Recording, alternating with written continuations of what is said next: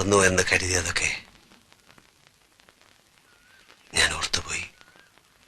അപ്പച്ചന്റെ മരണത്തെ കുറിച്ച് മരിച്ചതല്ല, കൊന്നതാണ്. കൊന്നത്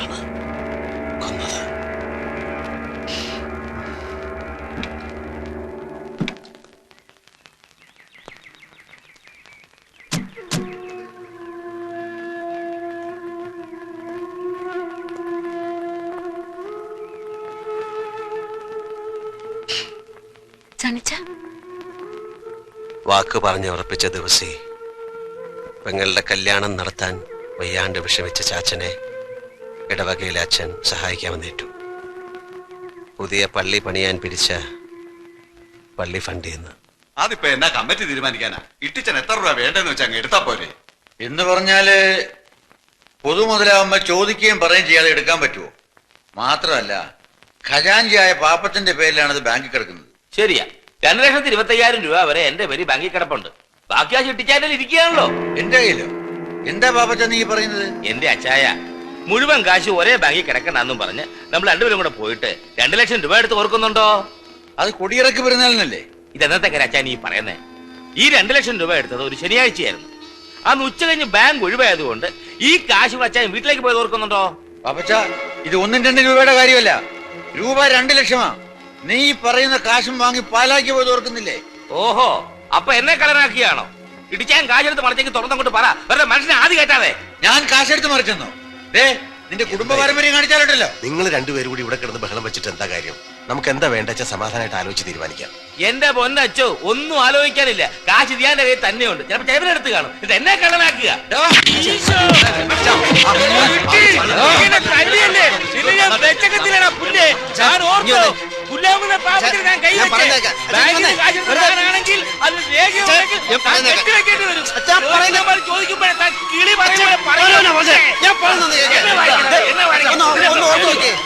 കള്ളം പറയത്തില്ല അച്ഛൻ എന്തോ തെറ്റ് പറ്റിയതാ. ശരിയാണ്, തെറ്റ് പറ്റിയത് എനിക്കാ. നിന്റെ അപ്പന്റെ പള്ളിക്കച്ചെടുത്ത് ഞങ്ങൾ കൊടുത്തു. അതാ ഞങ്ങൾക്ക് പറ്റിയ തെറ്റ്. കല്യാണം അറിയുന്നവരൊക്കെ പിന്നെ നടത്താം. പെണ്ണ് കഴിക്കാനും വീട്ടിൽ നിൽക്കട്ടെ. അവളോടും പാടാ കാശുണ്ടാക്കാൻ വല്ല വഴിയും നോക്കാൻ.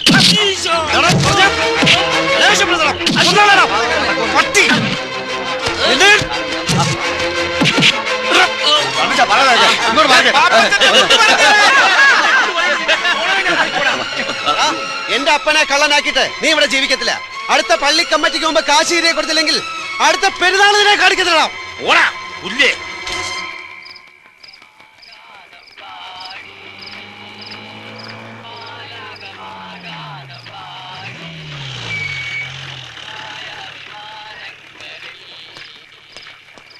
സണ്ണി ഇറങ്ങി വേടാ. എന്താ സാർ? ഇറങ്ങി വരാൻ. എന്താ സാർ? നീ ആരാടാ? പാലമറ്റത്തെ രാജകുമാർ. കാര്യം എന്താണെന്നാണ് ചോദിച്ചത്. നീ അറിയേണ്ട കാര്യമാടാ.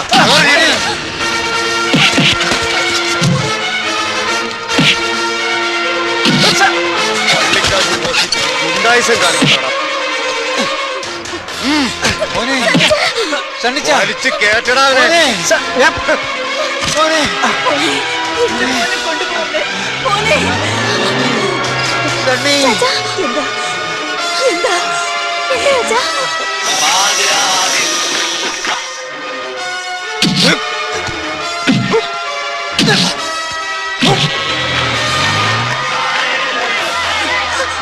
കർത്താവേ, റോഡ് ബ്ലോക്ക് ആയല്ലോ.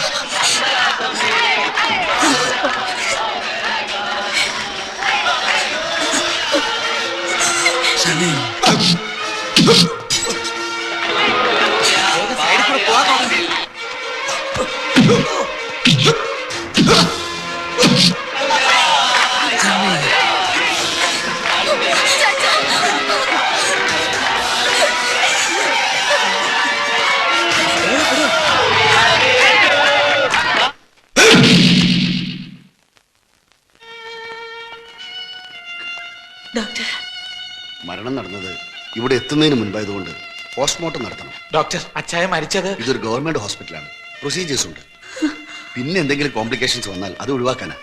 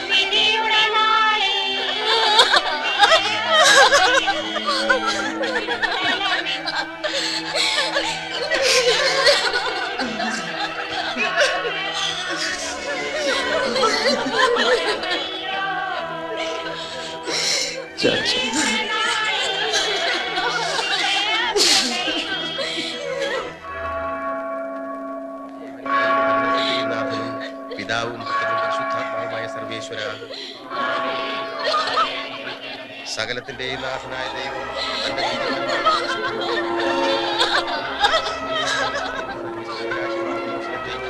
ഇയാളെ പ്രവേശിപ്പിക്കുവാനാകട്ടെ. പോയ മിശിഹായുടെ ശരീരത്തെയും സംസ്കാരത്തെ സഹകരിച്ച് ഇയാളെ ബഹുമാനിക്കുകയും ചെയ്ത നിങ്ങളെല്ലാവരെയും ദൈവം സമൃദ്ധമായി അനുഗ്രഹിക്കുമാറാകട്ടെ. അവിടുത്തെ കൃപ നിരന്തരം നിങ്ങളിൽ വസിക്കുകയും അവിടുത്തെ കാരുണ്യം നിങ്ങളെ അനുഗ്രഹിക്കുകയും ചെയ്യട്ടെ. എപ്പോഴും എപ്പോഴും എന്നേക്കും.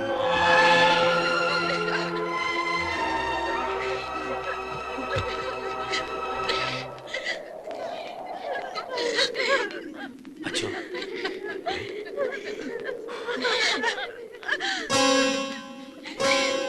പാപ്പച്ച, ഇത് ഇട്ടിച്ചന്റെ മരണം ആത്മഹത്യയാണെന്നുള്ളതിന്റെ പോസ്റ്റ്മോർട്ടം റിപ്പോർട്ടാണ്. പക്ഷേ ആ സ്ഥിതിക്ക് ഇവിടെ അടക്കണോ അതോ പാപ്പച്ച, അതിന് ഇന്നലെ ഉണ്ടായ സംഭവങ്ങളൊക്കെ വെച്ച് നോക്കുമ്പോ പ്രശ്നം ഇവിടം കൊണ്ടൊന്നും അവസാനിക്കുന്നില്ല. പിന്നെ പോലീസ് അന്വേഷണമായി ശവം മാന്തലായി ആകെ കുളവാകും. എനിക്ക് എന്റെ തടി നോക്കണം. ഒരുമാതിരി മറ്റേ വർത്തമാനം പറയരുത്. എന്റെ മടി കിടന്ന ഇട്ടിച്ചായ മരിച്ചത്. വിഷം കഴിച്ചാലും മടി കിടന്ന് മരിക്കാൻ നീ ആരാണ് ഇതൊക്കെ പറയുന്നത്? പക്ഷേ എന്റെ അപ്പച്ചന്റെ ശവത്തോട് പക തീർക്കരുത്. നമ്മൾ തമ്മിൽ എന്തെങ്കിലും പ്രശ്നം ഉണ്ടെങ്കിൽ നമുക്ക് പറഞ്ഞു തീർക്കാം എങ്ങനെയെങ്കിലും. എന്റെ അപ്പച്ചനോട് ഇനി നമ്മൾ തമ്മിൽ എന്താടാ പ്രശ്നം? നീ എനിക്കിട്ടൊന്നും തല്ലി, അത് ഞാൻ പോലീസിൽ പരാതിയും കൊടുത്തു. അത് വേറെ വിഷയം. പള്ളി വേറെ, പോലീസ് വേറെ. പക്ഷെ തിരുസഭയുടെ നിയമവും കാര്യങ്ങളും എല്ലാവർക്കും ബാധകമല്ലേ? ഇന്നിപ്പം നിന്നെ കൊണ്ട് കരഞ്ഞ് കാലൊടിപ്പിച്ച് ഇട്ടിച്ചാൻ ഇവിടെ അടയ്ക്കുന്നതിന് ഇരിക്കട്ടെ. പക്ഷെ നാളെ മുതൽ വിഷം നിന്ന് മരിച്ചവനെയും കെട്ടിത്തൂങ്ങിച്ചത്തവനെയും ഇവിടെ അടയ്ക്കേണ്ടി വരില്ലേ? മാനം മര്യാദയ്ക്ക് മരിച്ച അപ്പനപ്പന്മാരെ അടയ്ക്കിയ സിമിത്തേരിയായത്. ഇത്തരക്കാരെയൊക്കെ അടയ്ക്കൽ മനുഷ്യർ വെറുതെ ഇരിക്കുവോ? പാപ്പച്ച, ഡോക്ടർക്ക് പറ്റിയ എന്തോ പിഴവാ. ചാച്ചൻ പൈലിയുടെ മടി കിടന്ന മരിച്ചേ. അയ്യോടാ, ഡോക്ടർക്ക് പിഴവ് പറ്റാനോ? നമ്മുടെ അമ്പാർ നിരപ്പിൽ അവതക്കുട്ടിച്ചാന്റെ മകനാ പോസ്റ്റ്മോർട്ടം ചെയ്ത ഡോക്ടർ ജോർജ് വർഗീസ്. ബഹുമിടുക്കനാ. അവൻ ഇങ്ങനെ ഒരു സർട്ടിഫിക്കറ്റ് ഉണ്ടായി കൊടുത്തിട്ട് എന്നാ കിട്ടാനാ? അച്ഛേ, ചാച്ചനെ ഞങ്ങളുടെ കുടുംബ കല്ലറയിൽ അടക്കണം. ഇല്ലെങ്കിൽ മരണം വരെ ഞങ്ങളുടെ കുടുംബക്കാർക്ക് മനസമാധാനം കിട്ടത്തില്ല. എന്റെ ഭാഗത്ത് നിന്ന് എന്തെങ്കിലും തെറ്റുണ്ട് ക്ഷമിക്കണം. കുമുസാരോ മാനസാന്തരം ഒക്കെ പിന്നെയാവും. പള്ളിക്കാർ ഇട്ടിച്ചാന്റെ പേരില് സാമ്പത്തിക ക്രമക്കേടിന് കേസ് കൊടുക്കാൻ പോകുന്ന സ്ഥിതിക്ക് നാളെ ആരെങ്കിലും ഞാൻ തല്ലിക്കൊന്നും പറഞ്ഞ് പോലീസ് കേസ് കൊടുത്താലോ? അടയ്ക്ക ശവം പിന്നെയും മാന്തേണ്ടി വരും. ചിമിത്തെല്ലാം അതൊക്കെ വലിയ പൊല്ലാപ്പാകുന്നേ. പിന്നെ ഞങ്ങൾ ഇടവക്കാരെ വാക്ക് കേൾക്കാതെ അച്ഛന് ചിമിത്തൽ നടക്കണമെങ്കിൽ അയക്കോ. ഞാൻ കാര്യം പറഞ്ഞു. പിന്നത്തെ കാര്യമൊക്കെ ഞാൻ നോക്കിക്കോളാം. ഇട്ടിച്ചനെ ഇവിടെ അടയ്ക്കാം. വേണ്ടച്ചോ, ആരുടെ ഔദാര്യം വേണ്ട. എന്റെ അപ്പനെ തെമ്മാടിക്കുഴിയിൽ അടയ്ക്കാ മതി. വിഷം തിന്ന് ചത്തവന് തിരുക്കർമ്മങ്ങൾ കൊടുക്കാൻ പാടില്ല എന്ന നിയമമുള്ളപ്പോ അച്ഛനായിട്ട് തെറ്റിക്കണ്ട. സന്നിക്കുട്ടി, വേണ്ട. ഇടവക പ്രമാണിമാരുടെ കാല് പിടിച്ച് എന്റെ അപ്പനെ ഇവിടെ അടയ്ക്കുക. അപ്പന്റെ ആത്മാവ് പോലും എന്നോട് പൊറുക്കില്ല. നീ കോഴ കൊടുത്ത് വാങ്ങിച്ച ഈ കള്ള സർട്ടിഫിക്കറ്റ് തിരുത്താൻ പാലോമറ്റത്തുകാർക്ക് ഇന്ന് ഗതിയില്ല. പക്ഷെ എന്റെ ദേഹത്തൊഴുകുന്നത് ഈ ഹൃദയം പൊട്ടി മരിച്ചു കിടക്കുന്ന സാധു മനുഷ്യന്റെ രക്തമാണെങ്കിൽ ഇതിന് ഞാൻ നിന്നോട് എന്തെങ്കിലും കണക്ക് തീർക്കും. ഓർത്തോ? വഴി തെമ്മാടി പറമ്പിൽ കയറാൻ നാണമുള്ള ഒരുത്തൻ ഈ പെട്ടി തുറന്ന. വേണ്ടച്ചോ, വേണ്ട.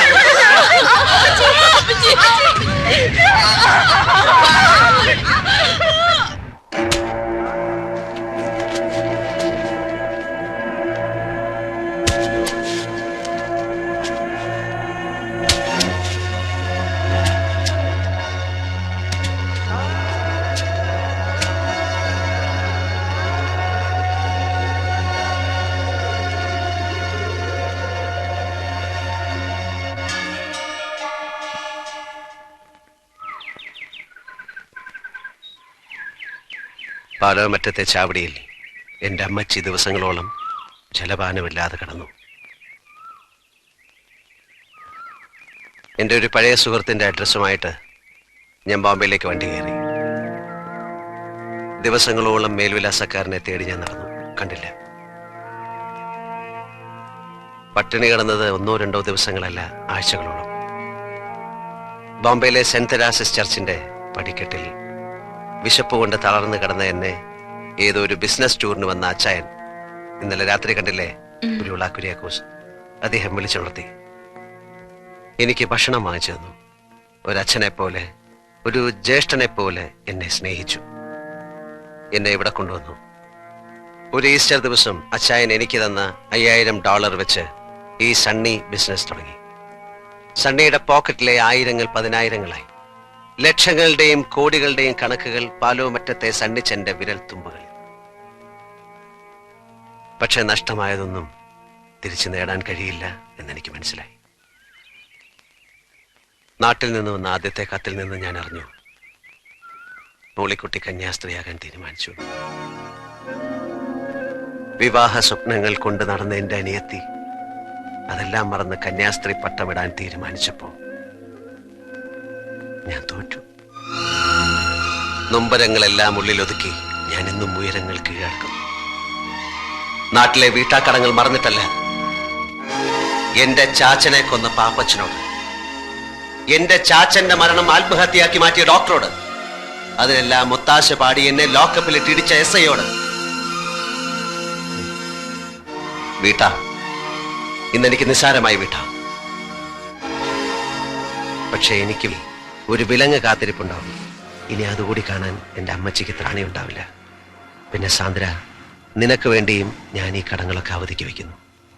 സണിച്ചായ, ഞാനിവിടെ ഇറങ്ങിക്കോളാം.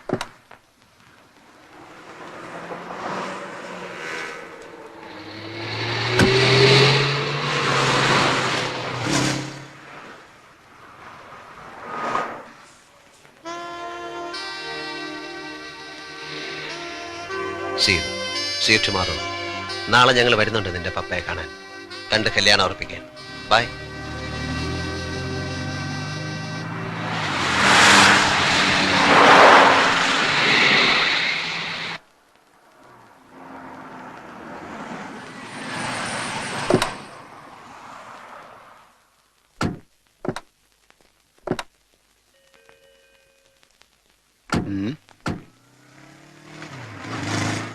നമസ്കാരം. ജോൺ വാളൂക്കാരൻ? അതെ, ഞാൻ തന്നെ. വരൂ. ആ, വരൂ.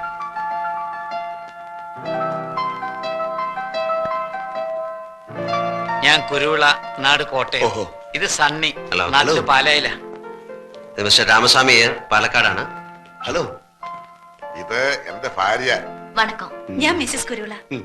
നാട്ടിൽ നിന്ന് വന്നിട്ട് വർഷങ്ങൾ കുറയായി. മോളെവിടെ? ഇവിടെ ഇല്ലേ? ഉണ്ടായിരുന്നു. രാവിലെ കുട്ടിയും കൊണ്ട് പുറത്തു പോയതാ. പർച്ചേസിങ്ങിനോ മറ്റോ ആണ്. ഈ കുട്ടി മൂത്ത മകളുടെയോ മകന്റെയോ? എനിക്ക് മകനും മകളും എല്ലാം കൂടി ഒരാളെ ഉള്ളൂ. അപ്പോ ഈ സാന്ദ്രാവാളുകാരൻ? സാന്ദ്ര വാളൂക്കാരനോ? അങ്ങനെ ഒരാളെ അറിയില്ലല്ലോ. ഇതാണ് ആ കുട്ടി. ഇത് നിങ്ങളെ ആരോ ചീറ്റ് ചെയ്തതാണ്. ഇങ്ങനെ ഒരു കുട്ടിയെ ഞാൻ അറിയത്തേയില്ല. ഇതാ. സോറി. ആ. പോന്നു.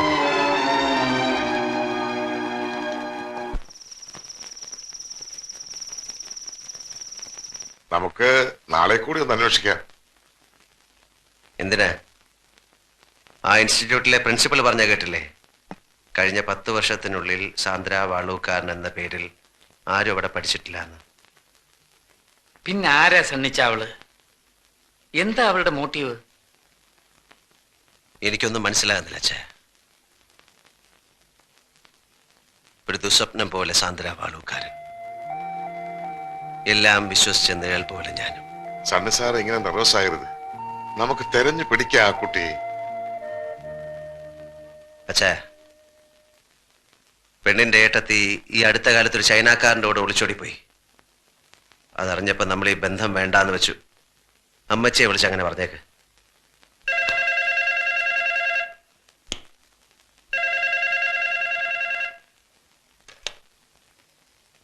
ഹലോ. കുരുവിള കുഞ്ഞാ, എന്തേ സണ്ണിച്ചൻ? ഇതാ കൊടുക്കാം. ആ സണ്ണിച്ചടാ. നിന്റെ ശബ്ദം എന്താടാ മോനെ വല്ലാണ്ടിരിക്കുന്നേ? ഒന്നുമില്ല, ഒരു ജലദോഷം. പിന്നെ നീ മന്ത്രകോടി വാങ്ങണ്ട, ഇവിടെ പെങ്ങന്മാരെല്ലാരും കൂടി പോയി വാങ്ങി. സണ്ണിച്ചാ, ഇത് ഞാനാ ശോശാമ്മ. നിങ്ങൾ പെണ്ണിനെ കൊണ്ടുവന്നാ മതി, ബാക്കി എല്ലാ കാര്യങ്ങളും ഞങ്ങൾ നോക്കണം. ഞങ്ങൾക്ക് 4 പെങ്ങന്മാർക്കും കൂടി ഒരു നാത്തിലല്ലേ ഉള്ളൂ. ആ, അമ്മച്ചിനെ കൊടുക്കാം. നിങ്ങൾ എന്ന് വരുമടാ മോനെ? ഏതായാലും നിന്റെ മിന്നുകെട്ട് കണ്ടിട്ട് കണ്ണടയ്ക്കാമെന്ന എന്റെ മോഹം കർത്താവ് തമ്പുരാൻ സാധിച്ചു തന്നു. ആ ശരി.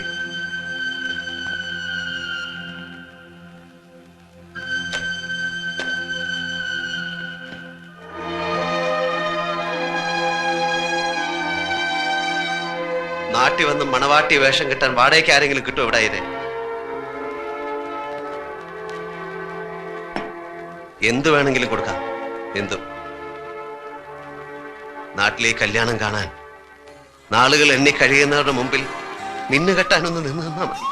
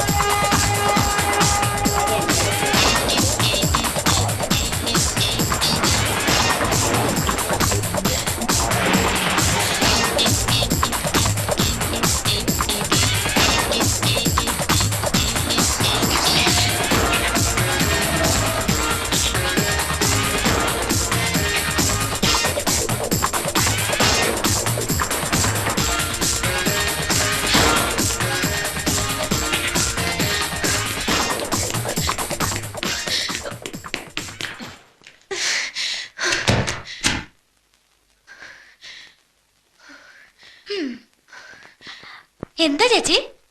ഒന്നുമില്ല. Sandra What do you want? Sandra Valookkaran.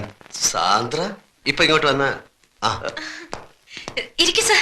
ഇതെന്റെ ഫാദർ ഐപ്പ് ഫെർണാണ്ടസ്. ഇതെന്റെ പുതിയ ബോസ് സണ്ണി പാലോമറ്റം. ഹലോ. നിങ്ങളുടെ ബിസിനസ് പാർട്ട്നേഴ്സിനെ പറ്റി മോള് പറഞ്ഞായിരുന്നു. ഞാൻ നിങ്ങളുടെ ഫീൽഡിലായിരുന്നു. എല്ലാം പോയി. പപ്പ, ഇതെന്റെ അനിയത്തി സുകന്യ ഐപ്പ്. 31 സകലകലാ വല്ലഭയാ. പെയിന്റിംഗ്, മ്യൂസിക്, കവിത, അങ്ങനെ. ആ ചേച്ചി വെറുതെ എനിക്കൊരു കോംപ്ലിമെന്റ് തരുവാ. ഈ പറഞ്ഞതിലൊക്കെ എനിക്ക് താല്പര്യമുണ്ട്, പക്ഷെ ഒന്നും അങ്ങോട്ട് ശരി വരുന്നില്ല. വരൂ സർ, മമ്മായി കാണാം. സർ,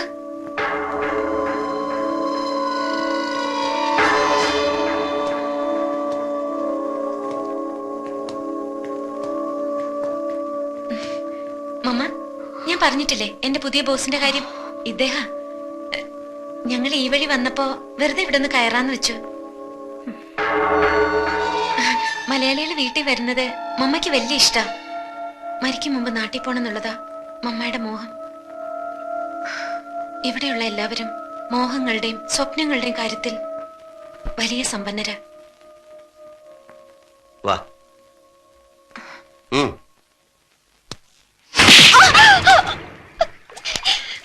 സത്യം പറയടേ, നീ ആരാ? ആർക്ക് വേണ്ടിയാ നീ നാടകം കളിച്ചേ?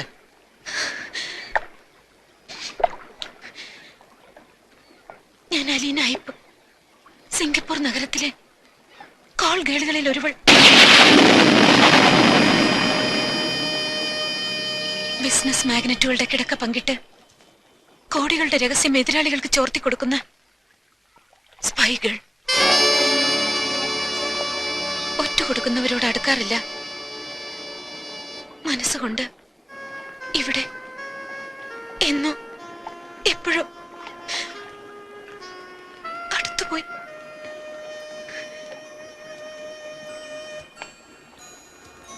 അപ്പന്റെ ശവം തെമ്മാടിപ്പറമ്പിലടക്കിയ കഥ പറഞ്ഞ ദിവസം, എല്ലാം മറക്കാനെന്ന പോലെ നിങ്ങൾ എന്നെ അനുഭവിച്ച ദിവസം, ഞാൻ മനസ്സിലൊന്ന് തീരുമാനിച്ചു. നിങ്ങളെ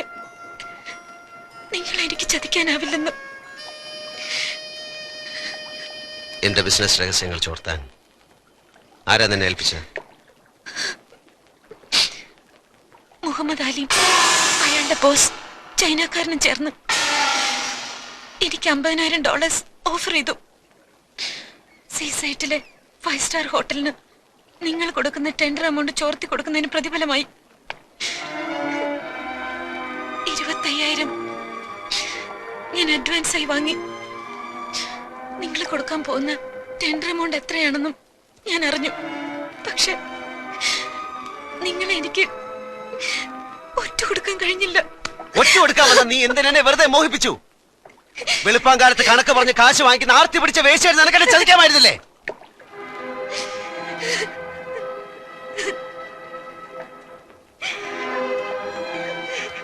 നാട്ടിൽ പള്ളിമുറ്റത്ത് ഒരു കല്യാണ പന്തൽ ഉയരുകയാണ്. അച്ചടിച്ച ക്ഷണക്കത്തുകളുമായി എന്റെ അമ്മയും പെങ്ങന്മാരും വീട് തോറും കയറിറങ്ങി ആളുകളെ ക്ഷണിക്കുകയാണ്. അവരെ ഞാൻ എന്ത് കഥ പറഞ്ഞ് സമാധാനിപ്പിക്കും?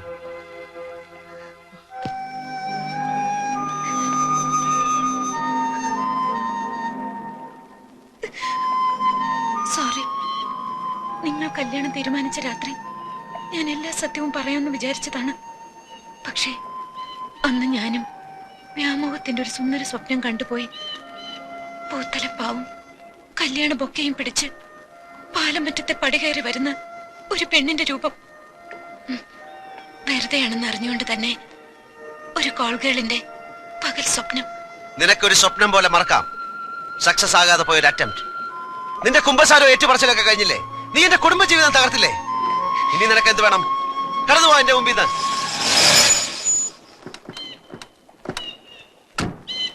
കടന്നുപോവാൻ.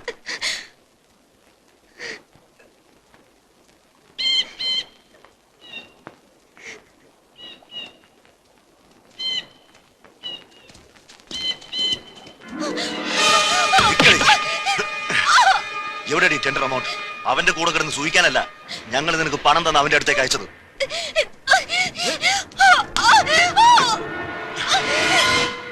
എത്രയാണ് ഈ ടെൻഡർ എമൗണ്ട്? പറയാൻ നീ പറയില്ലല്ലേ? ഇന്നെ കൊണ്ട് ഞങ്ങൾ പറയിപ്പിച്ചോ.